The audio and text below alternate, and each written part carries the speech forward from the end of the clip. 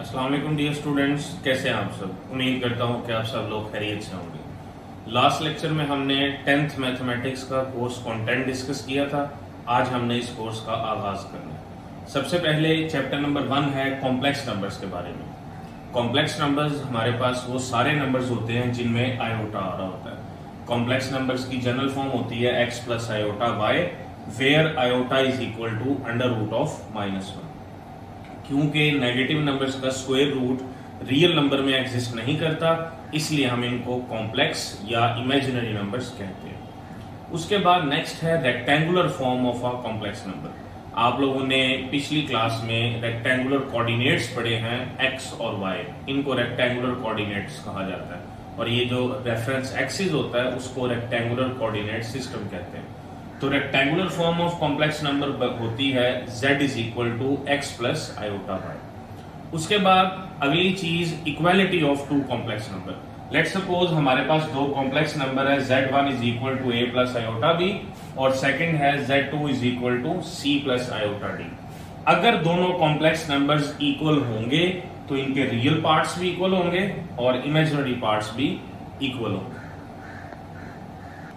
हमने देखा आयोटा की वैल्यू है अंडर रूट ऑफ -1।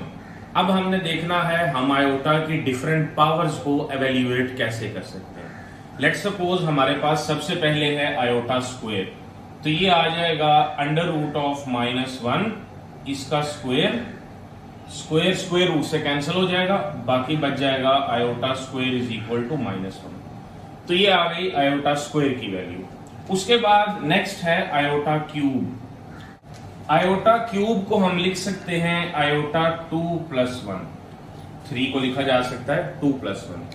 अब आप लोगों ने एक चीज पढ़ी हुई है कि अगर किसी भी नंबर की दो पावर्स ऐड हो रही हैं तो उनको हम सेपरेट पावर की फॉर्म में मल्टीप्लाई करके लिख सकते हैं। तो ये आ जाएगा iota square into iota power 1। Iota square की वैल्यू -1, तो ये बनेगा -1 इंटू आयोटा और ये आ जाएगा माइनस आयोटा। तो आयोटा क्यूब की एक वैल्यू बन गई हमारे पास माइनस आयोटा। अब हम डिफरेंट वैल्यूज ट्राई करते हैं। लेट्स सपोज हम ले लेते हैं आयोटा की पावर 37। आयोटा पावर 37 को हम लिख सकते हैं आयोटा पावर 36 इंटू आयोटा, जैसे हमने इसको सेपरेट करके लिखा।